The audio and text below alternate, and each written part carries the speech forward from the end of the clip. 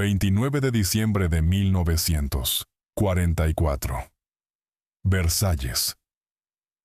El general Dwight Eisenhower lee, por tercera vez consecutiva, un telegrama enviado por el mariscal de campo británico Bernard Montgomery. No es una simple solicitud, es un ultimátum. Montgomery exige el control total de todas las fuerzas terrestres aliadas y advierte que, si Eisenhower se niega, acudirá directamente por encima de él a Churchill y al Estado Mayor combinado. Es, en la práctica, un intento de golpe de mando disfrazado de correspondencia militar. Eisenhower se levanta, camina hasta la ventana y se queda observando el paisaje invernal durante 5 minutos completos. Cuando finalmente se da la vuelta, su rostro muestra una expresión que su propio equipo jamás le había visto antes. El comandante supremo ha llegado a su límite. Antes de continuar, si les interesan este tipo de historias, dejar su me gusta y suscribirse al canal Historias del Frente Mundial. Ayuda muchísimo a que sigamos compartiendo estos relatos. Sigamos con el relato completo. Cuartel General Supremo de la Fuerza Expedicionaria Aliada, Versalles. La luz de la tarde entra oblicua por las ventanas, con escarcha adherida al cristal por el frío invernal. El general Dwight David Eisenhower está sentado, completamente solo en su despacho, leyendo por tercera vez el telegrama del mariscal de campo Bernard Law Montgomery. Las palabras no cambian en cada relectura. La exigencia sigue siendo igual de explícita. La amenaza no podría ser más inequívoca. Fuera de su oficina, los oficiales de Estado Mayor recorren los pasillos en un silencio poco habitual, conscientes de que algo fundamental acaba de cambiar. En la sala de operaciones, los mapas siguen mostrando el saliente de las Ardenas, donde fuerzas americanas y alemanas siguen enfrentadas, 13 días después de que comenzara la ofensiva sorpresa de la Wehrmacht. El frente resiste. La bolsa alemana se va reduciendo poco a poco. Pero aquí, en Versalles, la verdadera batalla está a punto de comenzar. Eisenhower deja el telegrama sobre el escritorio. Se levanta, camina hasta la ventana y fija la mirada en el paisaje invernal durante lo que testigos posteriores calcularían en casi 5 minutos completos. Cuando finalmente se vuelve, su expresión ha cambiado por completo. No es ira, no es simple frustración, es algo mucho más duro que eso. El comandante supremo ha llegado a su límite absoluto. Esto ya no es una simple disputa más sobre estrategia o recursos. Es un ultimátum disfrazado de correspondencia militar. Y Eisenhower entiende con total claridad que si no actúa ahora mismo, de manera decisiva y sin ningún tipo de concesión, su propia autoridad de mando dejará de existir en cualquier sentido real. La relación entre Eisenhower y Montgomery llevaba deteriorándose desde el 1 de septiembre de 1944, cuando Eisenhower asumió el mando directo de todas las fuerzas terrestres aliadas. Montgomery había sido el comandante de las fuerzas terrestres durante la invasión de Normandía y creía firmemente, tanto por razones profesionales como nacionales, que debía conservar esa posición de manera permanente. El mariscal de campo británico se tomó aquel cambio como algo personal. A lo largo de todo el otoño de 1944, Montgomery insistió incansablemente en la necesidad de un único avance concentrado hacia el norte de Alemania, bajo su propio mando, en lugar de la estrategia de frente amplio que defendía Eisenhower. En septiembre, presionó para lanzar la Operación Market Garden, un asalto aerotransportado destinado a capturar los puentes sobre el Rin. Incluso el propio jefe de Estado Mayor de Montgomery, el general Francis de Guingand, expresó reservas privadas sobre el plan. La operación terminó en fracaso, con pérdidas cuantiosas en Arnhem. Para octubre, Montgomery insistía a través de canales indirectos en que, por simple protocolo, tenía mayor antigüedad que el teniente general Omar Bradley, y que por lo tanto debía comandar a todas las fuerzas terrestres aliadas. Eisenhower esquivó la exigencia, reorganizó los mandos subordinados y cedió en ciertos detalles operativos, pero conservando siempre su propia autoridad final. En noviembre, Montgomery envió una carta tan insultante en sus críticas al liderazgo de Eisenhower, que el general de división Francis de Guingand voló personalmente hasta Versalles para evitar lo que él mismo reconoció como una ruptura potencialmente irreparable. Cada confrontación seguía siempre el mismo patrón. Montgomery exigía, criticaba o amenazaba. Eisenhower absorbía el insulto, gestionaba la crisis y preservaba la alianza. Pero cada una de estas concesiones tenía un costo cada vez más alto. Los comandantes americanos se sentían cada vez más resentidos. Bradley, en particular, hervía de indignación ante lo que consideraba pura arrogancia británica subsidiada por la contención americana. Incluso el propio mariscal del aire, Arthur Tedder, adjunto de Eisenhower, abogaba abiertamente por relevar a Montgomery de su mando. El 16 de diciembre de 1944, a las 5:30 de la madrugada, las fuerzas alemanas al mando del mariscal de campo Gerd von Rundstedt lanzaron la operación Wacht am Rhein a través del bosque de las Ardenas. 3 ejércitos alemanes atacaron a lo largo de un frente de 130 kilómetros, defendido apenas por 4 divisiones americanas. La ofensiva dividió al primer ejército del teniente general Courtney Hodges y al 9º ejército del teniente general William Simpson, cortando las comunicaciones con el cuartel general del 12º Grupo de Ejércitos de Bradley, en Luxemburgo. Eisenhower respondió el 20 de diciembre con una decisión que sabía sería controvertida.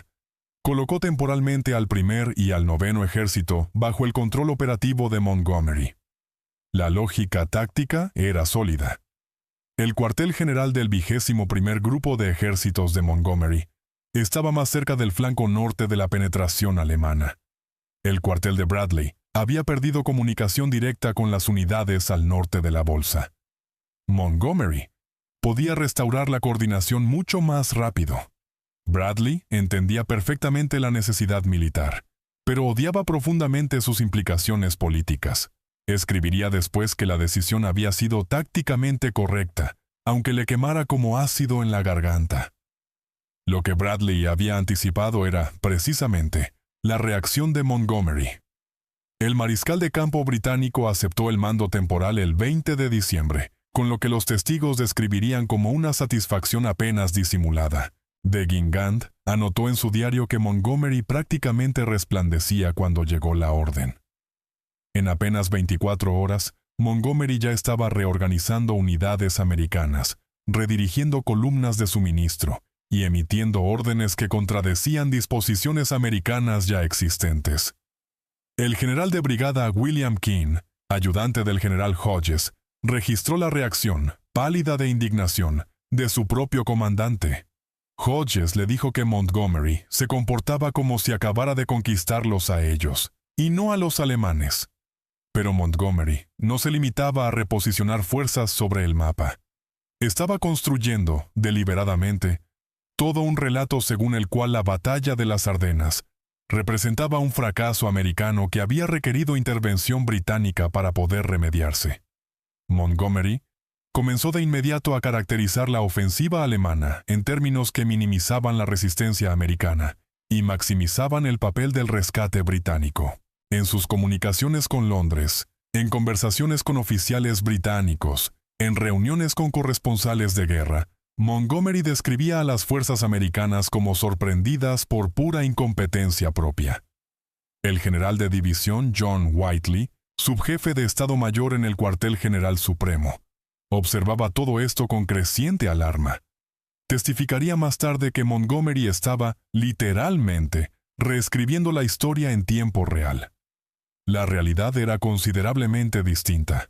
Sí, las fuerzas alemanas lograron una sorpresa táctica genuina.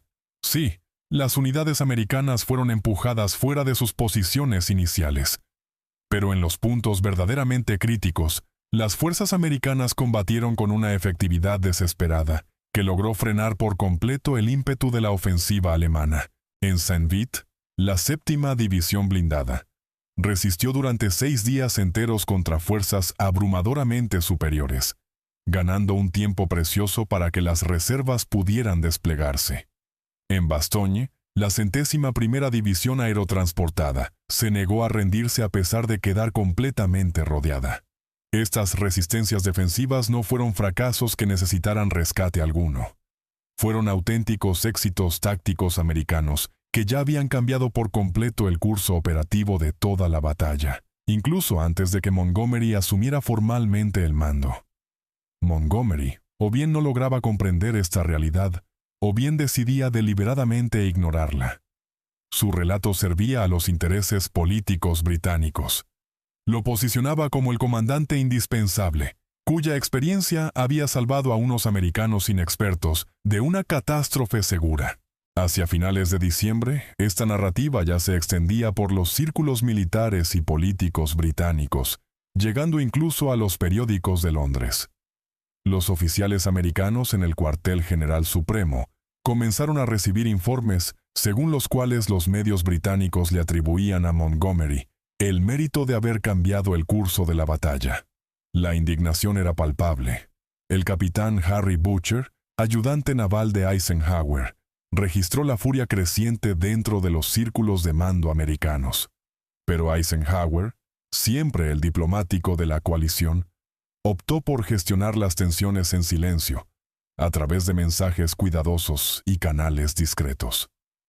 El 7 de enero de 1945, Montgomery ofreció una conferencia de prensa en su cuartel general en Zonhoven, Bélgica. Durante más de una hora, se dirigió a los corresponsales de guerra reunidos sin usar ninguna nota. Describió la batalla de las Ardenas como una de las batallas más interesantes y complicadas que había tenido que dirigir jamás. Habló de cómo había tomado personalmente el control de la situación, de cómo había empleado todo el poder disponible del grupo de ejércitos británico, y de cómo había logrado ver el panorama completo de la batalla. Montgomery elogió a los soldados americanos, calificándolos de valientes combatientes. Llamó a Eisenhower el capitán del equipo, y se declaró absolutamente devoto de su comandante. Pero la impresión general que dejó era inconfundible. Montgomery había salvado a los americanos de sus propios errores. La estructura misma de su discurso, el uso repetido de la primera persona, el enmarcar la intervención británica como el factor decisivo, todo combinado, se traducía en una apropiación directa del mérito por haber cambiado el curso de la batalla. La noticia llegó a Versalles en cuestión de horas. Butcher registró que jamás había visto a Eisenhower tan furioso. El rostro del comandante supremo pasó del rojo al morado. Eisenhower comentó que aquel hombre acababa de atribuirse el mérito de toda la operación, mientras soldados americanos todavía seguían muriendo en aquellos mismos bosques. Pero incluso entonces, Eisenhower optó por la contención. Envió mensajes cuidadosamente redactados a Montgomery, sugiriendo que declaraciones públicas de ese tipo podían dañar seriamente la unidad aliada.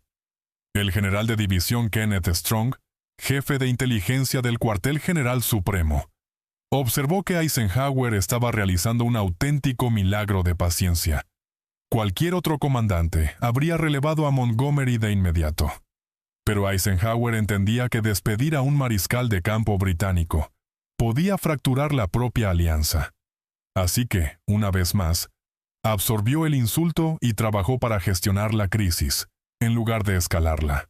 Este patrón se había repetido a lo largo de toda la campaña. En septiembre de 1944, tras la exitosa liberación de Francia, Montgomery exigió que todos los recursos aliados se destinaran a un único avance estrecho hacia Alemania, bajo su propio mando. Eisenhower se negó, insistiendo en su estrategia de frente amplio. Montgomery apeló directamente a Churchill. Eisenhower se mantuvo firme, aunque cedió en la asignación de ciertos recursos. En octubre, Montgomery insistió en que tenía mayor antigüedad que Bradley y que debía comandar a todas las fuerzas terrestres americanas. Eisenhower esquivó la exigencia mediante una reorganización que preservaba las relaciones de mando existentes mientras ajustaba ciertos límites operativos. En noviembre, Montgomery envió aquella carta privada, tan insultante en su crítica de la competencia estratégica de Eisenhower, que de Guingand Voló específicamente hasta Versalles para evitar una ruptura irreparable.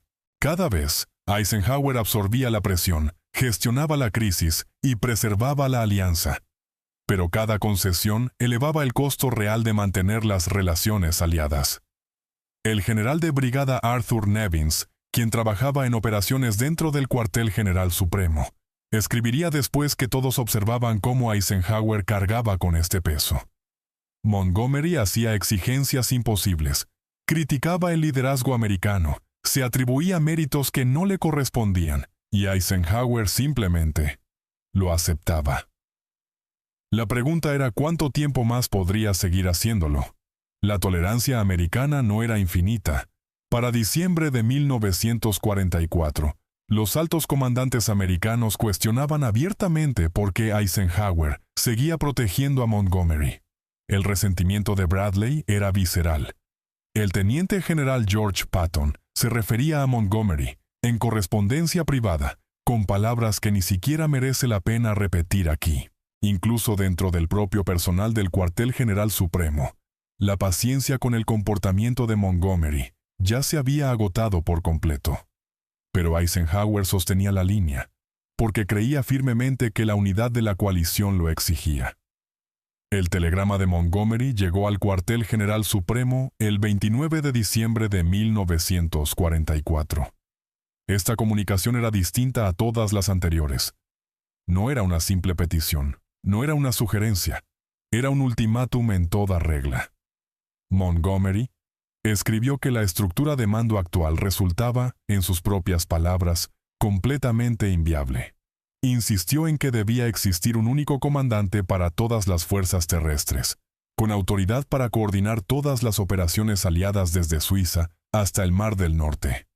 Exigió que Eisenhower le otorgara esa autoridad de manera inmediata, y advirtió que, si Eisenhower se negaba, no tendría más remedio que llevar el asunto directamente ante el primer ministro Churchill y ante el Estado Mayor Combinado, donde confiaba plenamente en que la opinión militar británica respaldaría su posición. La amenaza era explícita y perfectamente calculada.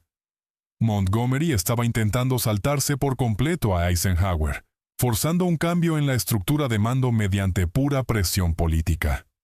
El coronel James Galt, oficial de enlace británico en el cuartel general supremo, reconoció de inmediato lo que estaba ocurriendo. Montgomery finalmente había jugado de más su mano. Creía tener todas las cartas a su favor.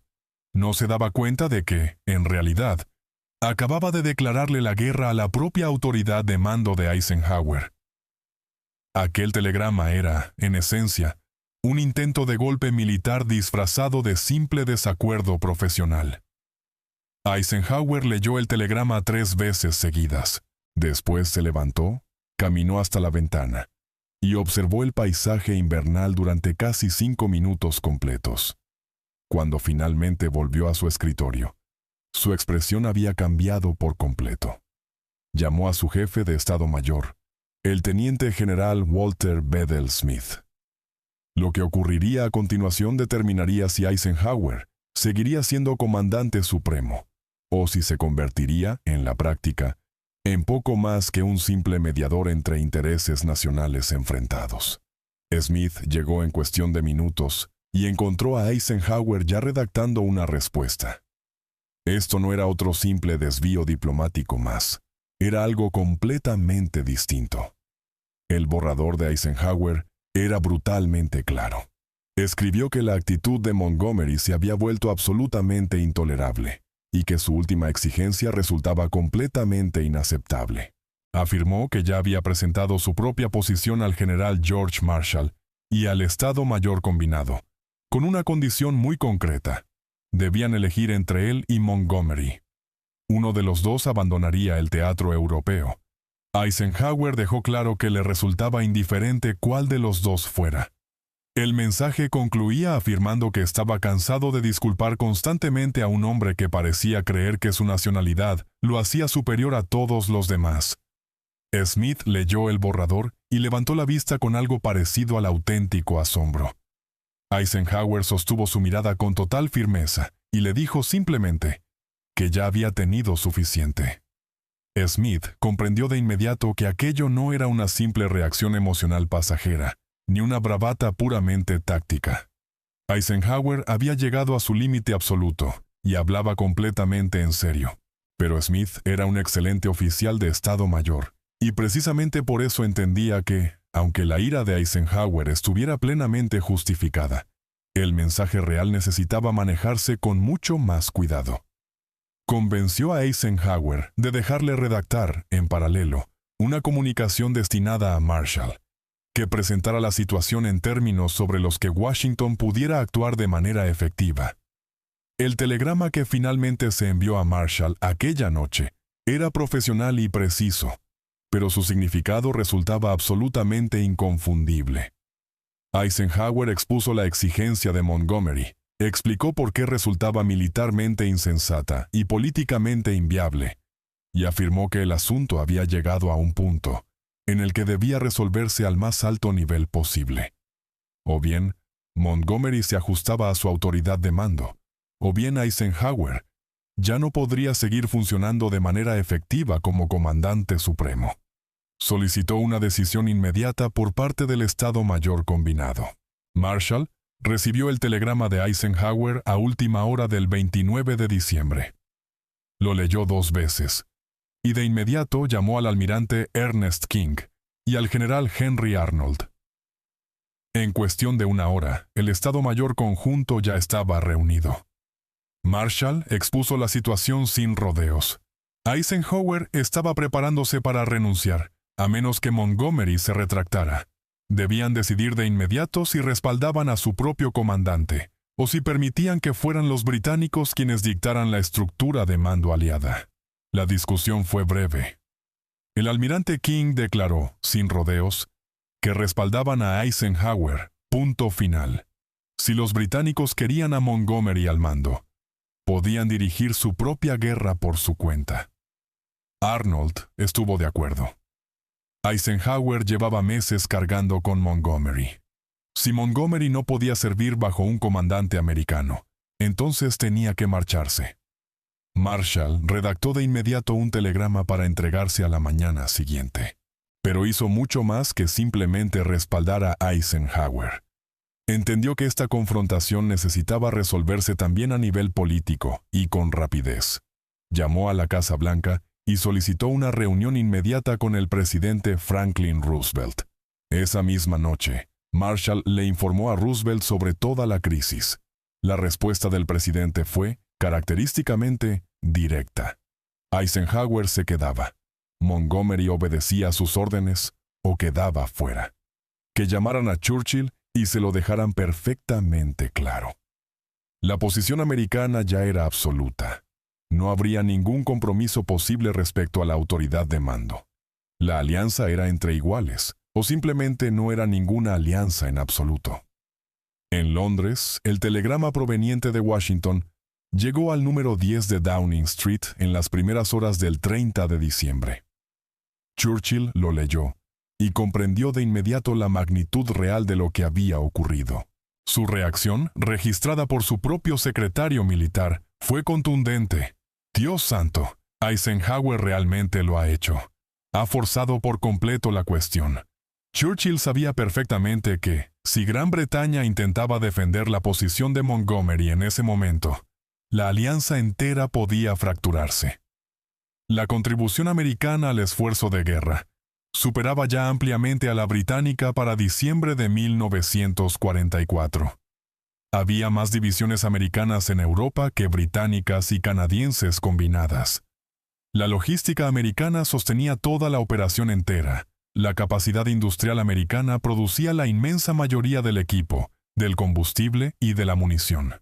Si esto se reducía finalmente a elegir bandos, Gran Bretaña no solo perdería el argumento, sino potencialmente también buena parte de su influencia en la posguerra. Churchill hizo lo que siempre hacía en momentos así. Actuó con decisión para preservar la relación más amplia. Convocó de inmediato al mariscal de campo Sir Alan Brooke, jefe del Estado Mayor Imperial. La reunión, en la madrugada del 30 de diciembre, fue tensa.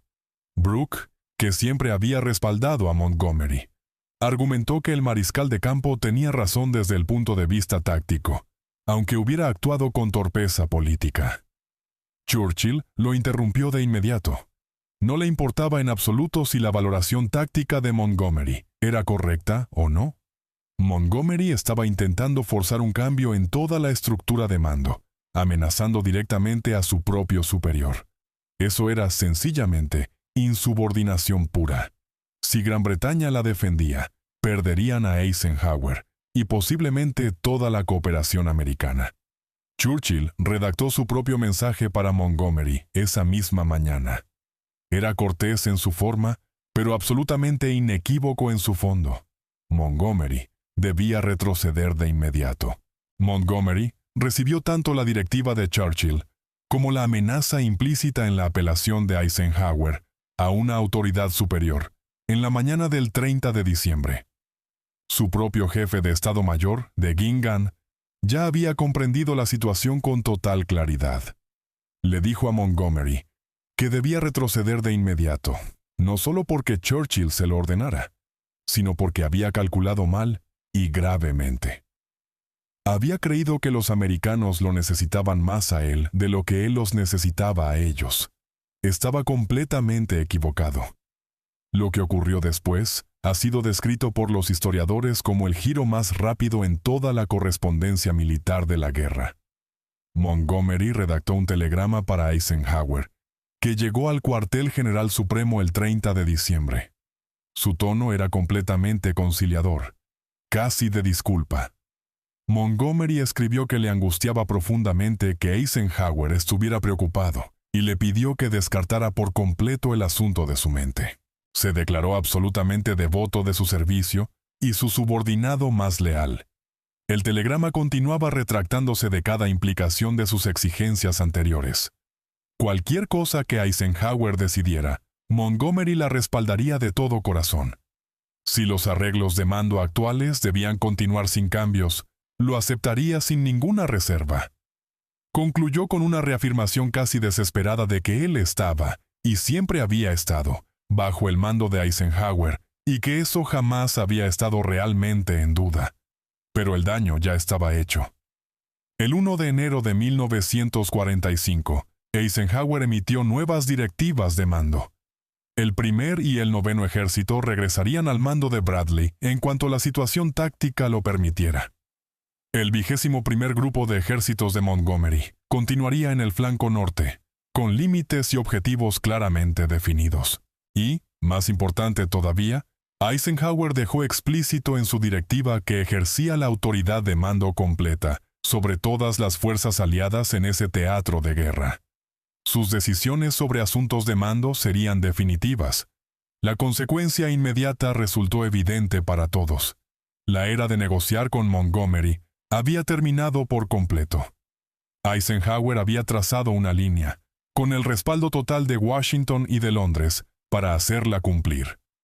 El general de brigada Truman Smith, quien trabajaba en operaciones dentro del cuartel general supremo, observó el cambio de inmediato.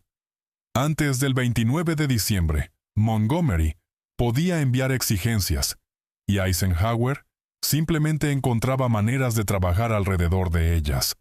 Después, la respuesta de Eisenhower ante cualquier petición de Montgomery era, esencialmente, cumple o acudo directamente a Marshall. La relación de mando entre ambos jamás volvió a recuperarse del todo. Eisenhower y Montgomery siguieron trabajando juntos profesionalmente durante las campañas finales. Asistían a las mismas reuniones, coordinaban operaciones, mantenían la apariencia de cooperación aliada, pero la calidez había desaparecido por completo. El mariscal del aire Tedder observó que, antes de diciembre de 1944, Eisenhower solía invitar a Montgomery a cenar, intentando suavizar personalmente sus desacuerdos. Después, sus reuniones se volvieron formales, breves y estrictamente profesionales. Bradley, por su parte, fue mucho menos contenido en su gratitud. Le escribió a Eisenhower el 10 de enero, agradeciéndole formalmente su respaldo durante aquel periodo tan difícil. El comportamiento de Montgomery durante la batalla de las Ardenas había sido, en su opinión, un insulto directo hacia cada soldado americano que había combatido y muerto en aquellos bosques. Bradley se sentía profundamente agradecido de que Eisenhower finalmente le hubiera plantado cara. Más adelante, en sus propias memorias, Bradley escribiría que el 29 de diciembre fue el día en que Eisenhower dejó de intentar mantener contentos a todos y comenzó a comandar de verdad como el comandante supremo que siempre debió haber sido. Este episodio reveló algo fundamental sobre el liderazgo real de Eisenhower. En ocasiones había sido criticado, con cierta razón, por ser demasiado político, demasiado dispuesto a ceder, demasiado preocupado por mantener a todos contentos.